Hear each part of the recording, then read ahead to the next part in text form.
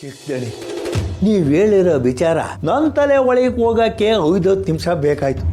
ಕೊಂಡಾರೆ ಕೊಂಡಿದ ರತ್ನ ತಲೆ ಕೆಟ್ಟು ಗೊಬ್ಬರ ಆಗಿರ್ಬೇಕು ಅಲ್ಲೂರಾ. ಛತ್ರಿ ಹಂತವಾಗಿ ಮೆಟ್ಲತ್ಬೇಕು ಕಲ. ಒಂದಕ್ಕಿಂತ 4 ಮೆಟ್ಲು ಹತ್ತುತ್ತೀನಿ ಅಂದರೆ ಆದದ. ಮೊದಲು 1, ಆಮ್ಯಾಕೆ 2, ಆಮ್ಯಾಕೆ 3 ಹಂಗೆ ಹತ್ಬೇಕು. ಮೊದಲೆಲ್ಲ ನನ್ನ ಬಗ್ಗೆ ಯೋಚನೆ ಮಾಡಿದೆ ರತ್ನ. ಇವಾಗ ನನ್ನ ಬಗ್ಗೆ ಯೋಚನೆ ಮಾಡುವಂಗೆ ಮಾಡ್ತಾ ಇದ್ದೆ ಕಲ.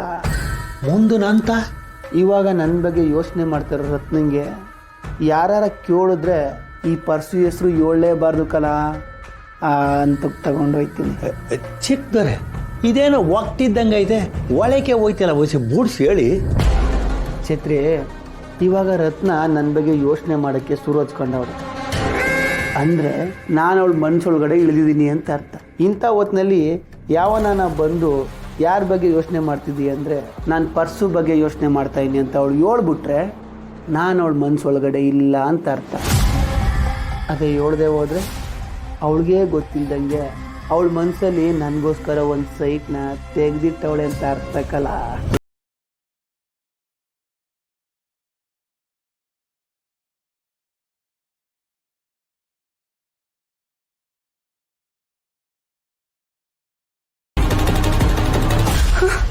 ರತ್ನ ಯಾವಾಗಿಂದ ರಿಯಾಕ್ಟ್ ಮಾಡಕ್ ಶುರು ಮಾಡಿದ್ರು? ಹೀಗೆ ನಾರ್ಮಲ್ ಆಗಿ ಮಾತಾಡ್ತಿದ್ದೆ. ಅದಕ್ಕೆ ಇದ್ದಕ್ಕಿದ್ದಂಗೆ ಜೋರಾಗಿ ರಿಯಾಕ್ಟ್ ಮಾಡಕ್ ಶುರು ಮಾಡಿದ್ರು. ಯಾವ ವಿಷಯದ ಬಗ್ಗೆ ಮಾತಾಡ್ತಿದ್ದೆ ರತ್ನ?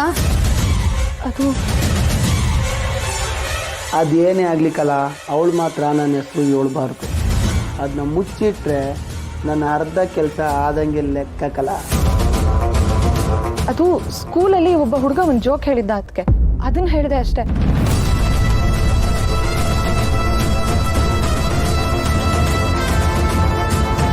ನೋಡಿದ್ಯಾ, ಗೋಡಮೇಣನ್ ಮುಂದೆ ನಾವೆಲ್ಲರೂ ಖುಷಿಯಾಗಿ ನಗಾಡ್ತಾ ಇದ್ರೆ ಗೋಡಮೇಣ ಬೇಗ ಹುಷಾರಾಗ್ತಾರೆ. ಸರಿ ಇರು, ನಾನು ಹೋಗಿ ಗೋಡಮೇಣಂಗೆ ಊಟ ಕಲ್ಸ್ಕೊಂಡು ಬರ್ತೀನಿ. ನಾವೆಲ್ಲರೂ ಆಮೇಲೆ ಊಟ ಮಾಡೋಣ.